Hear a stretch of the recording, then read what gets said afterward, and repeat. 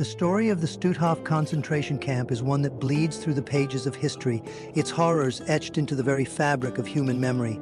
Established in the early days of World War II, this was a place of unspeakable suffering, where humanity was stripped away and replaced with cruelty, despair, and death. In this retelling, we delve deep into the history of Stutthof, examining its grim origins, its nightmarish expansion, the suffering endured by countless victims, and the eventual reckoning for those responsible for its atrocities.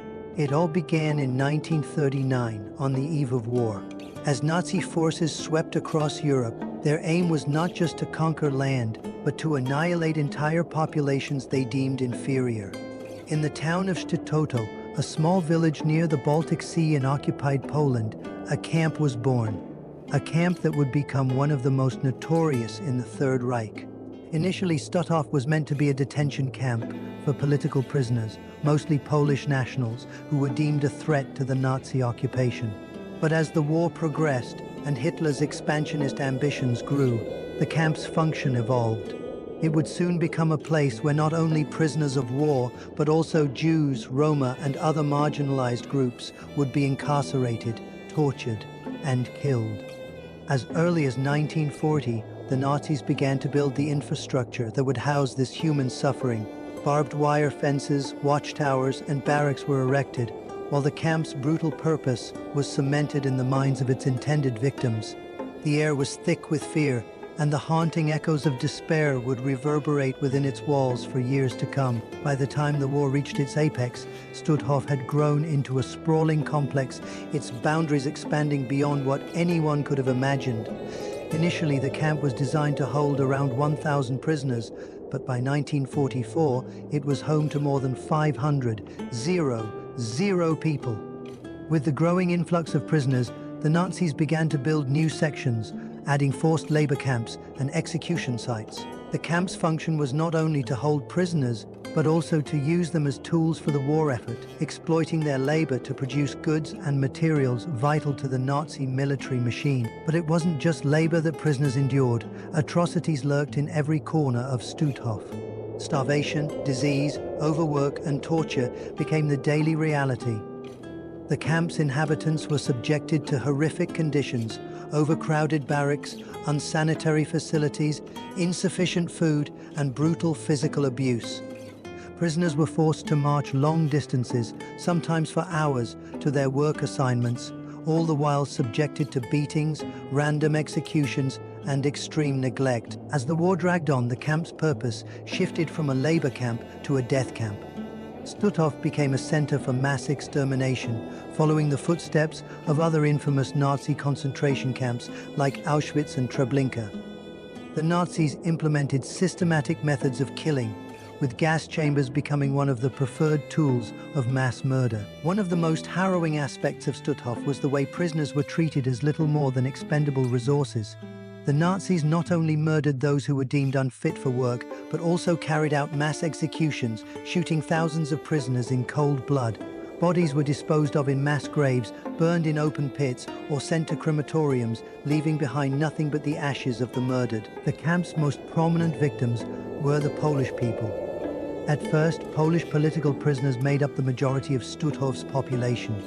These men and women were arrested for their resistance to the Nazi occupation, their desire to protect their country, and their fight for freedom. Their fate was sealed from the moment they arrived. They were forced into brutal labor, often with little to no hope of survival. For them, the horrors of Stutthof were the beginning of a relentless nightmare. But as the war escalated and the Holocaust reached its terrifying heights, Stutthof's population grew to include thousands of Jewish prisoners. By 1944, Jews from across Europe, many from the ghettos of Poland and beyond, were shipped to Stutthof. They too were subjected to the same ghastly treatment as the Polish prisoners. The women, children, and elderly who arrived at the camp often found themselves destined for death, their lives snuffed out by the Nazis in the most callous ways imaginable. The brutality of the guards, the suffocating overcrowding, and the unrelenting violence pushed many prisoners to the brink of insanity. And those who resisted? They were met with the full wrath of the SS, who had no qualms about executing anyone who dared defy their authority. For those who had the strength to survive, the horrors of Stutthof were a daily reminder of the depths to which the Nazi regime would sink. Stutthof's role in the Nazi killing machine was solidified with the construction of its gas chamber in 1944. It was a chilling addition to an already nightmarish place. The gas chamber, which could hold dozens of prisoners at a time, became the site of mass murder, where the lives of thousands were extinguished in a matter of minutes. The guards would force prisoners into the chamber, often promising them a shower to ease their suffering, only to lock them inside and release Cyclone B gas, an agent that suffocated its victims in silence, their last breath stolen away by the very men who had condemned them to die. This method of execution was not only swift but efficient, a cold testament to the Nazis' industrial approach to genocide. Bodies were then incinerated in the camp's crematorium, their ashes scattered as though these lives had never existed at all. As the war neared its end and the Allies began closing in, the Nazis attempted to cover up their crimes. They evacuated the camp, forcing the remaining prisoners on death marches to other camps or into the wilderness. The death toll continued to rise as the SS tried desperately to erase any trace of their brutal crimes. The end of the war brought liberation to the survivors of Stutthof, but for the perpetrators of the atrocities committed there, the reckoning was not long behind. As the Allies moved in and the extent of the crimes became evident, the camp's former guards and personnel were quickly identified as war criminals. In 1946, 11 members of the Stutthof staff were put on trial in the first major trial held after the war for crimes committed at the camp. The trial, which took place in the nearby town of Gdansk, was a crucial moment in the history of post-war justice.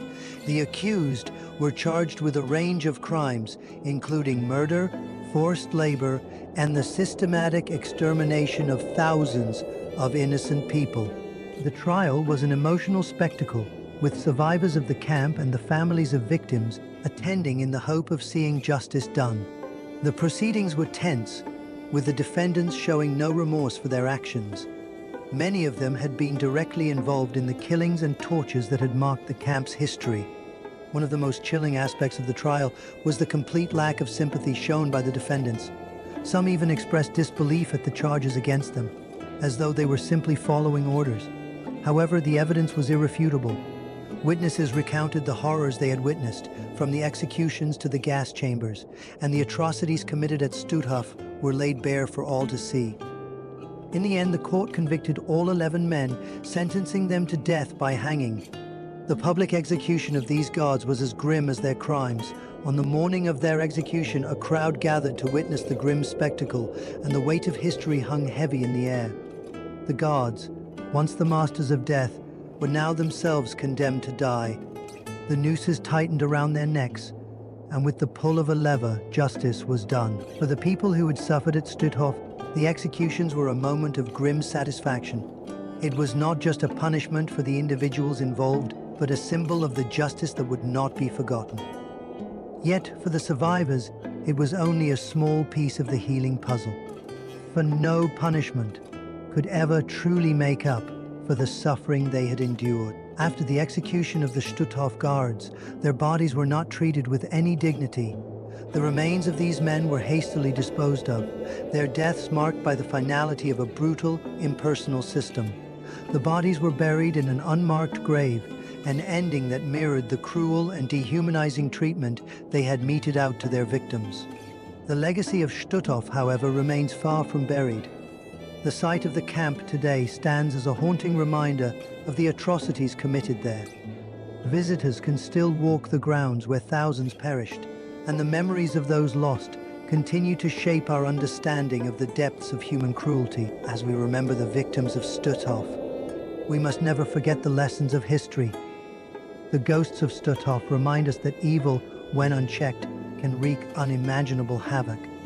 But they also stand as a testament to the resilience of the human spirit, a reminder that even in the darkest moments, there are those who survive and